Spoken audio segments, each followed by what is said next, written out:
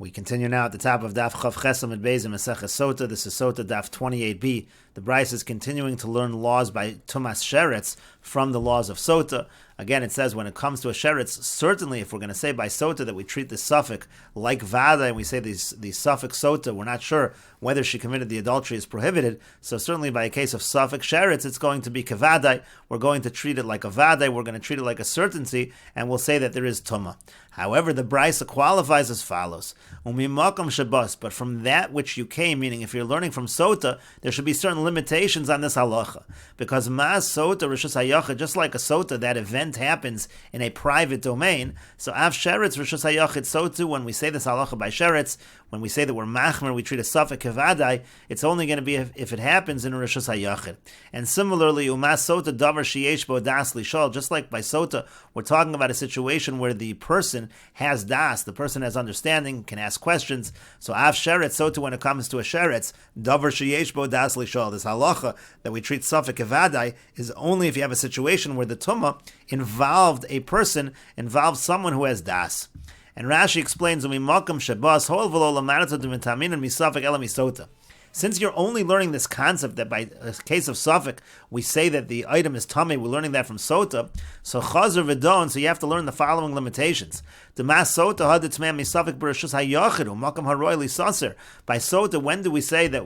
when do we say that the doubt creates a situation of prohibition? That's when it happens. The seclusion is in Rishus Hayachid. Aftuma b'Rishus Hayachid sveiko tamei. So too, when it comes to Tumah, it's only in Rishus Hayachid that we say that the suffix is tamei avol b'Rishus Haravim tar. But if you have a suffix Tumah in Rishus Haravim, it's going to be tar. And similarly, the Brisa continued to Masota davar sheyesh bo das lisholi, meaning imnit misim lav. You can ask her, was she tummy or not? It involves a person who has das.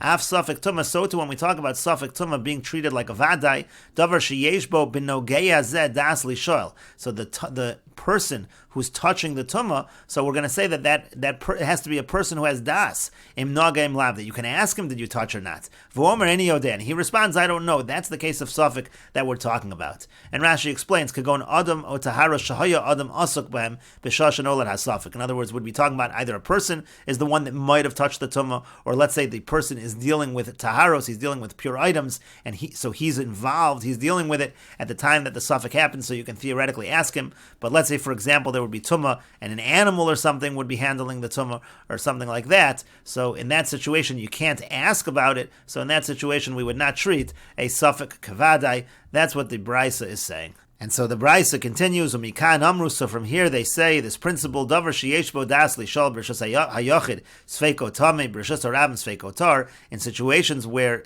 it's something that involves das, that you can theoretically ask the person. So then we say that in rishus hayachid, a situation of doubt is going to be tamei, but in rishus harabim it will be tar. However, if she'ein bo das lishol, but if the tumah involves a situation where the person, or so to speak, the individual, there is no das involved over there, you can't ask any questions.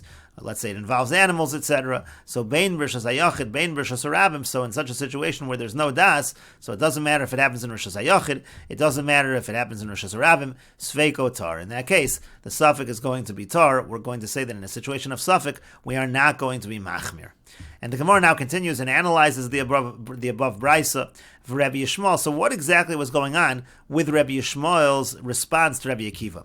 Amar Rabbi Akiva truma. Rabbi Akiva said a halacha by truma. He said that a sotah is not allowed to have truma. Umahadr leiu kahuna. And then Rabbi Yishmael responds to Rabbi Akiva and says, oh, when it comes to kahuna, the fact that she's disqualified from a kohen, that we can learn from a kal v'chomer. So that's a little bit of a strange response. Rabbi Yishmael is responding to Rabbi Akiva. Rabbi Akiva wasn't even talking about kahuna.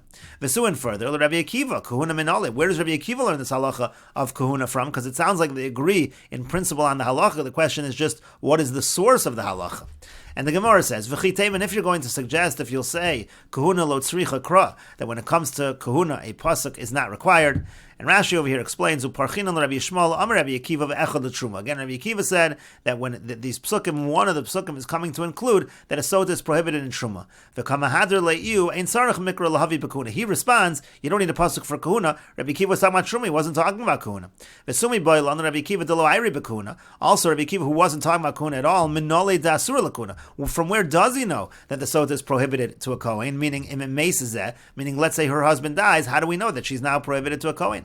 And then you can't say Rabbi Akiva says she's permitted to a Kohen. Because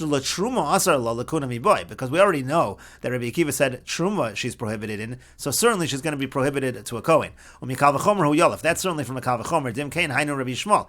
Kal V'chomer hu lo yalef. But rather, you can't say that Rabbi Akiva is learning from a Kal V'chomer. Dim Kain Hainu Rabbi Shmuel, because then he would be identical to Rabbi Shmuel. So we know Rabbi Akiva agrees with Rabbi Shmuel, but we also know that Rabbi Akiva is certainly not learning it from a Kal V'chomer, because then he'd be exactly identical to Rabbi Shmuel. It has to be that he has a different source.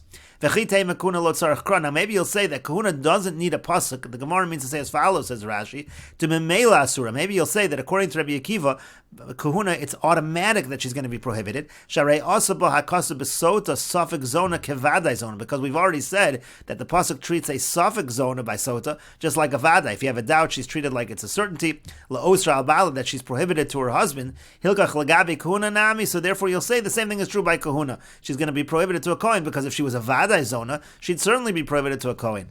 Kahuna nami asir shall also be prohibited. The chsiv zona lo yikach, it already says by kohen that they're not allowed to take a zona. V'zu bechezka zona. So maybe you'll say this is a chezka zona. So maybe you'll say that's what Rabbi Akiva was saying. Rabbi Akiva wasn't saying there's a kal v'chomer, and he wasn't saying there's a pasuk. He's saying it's just obvious because we treat a suffix sota like a vadai sota, and we will continue with this discussion in the next video on Daf Chav Tes Amud Aleph.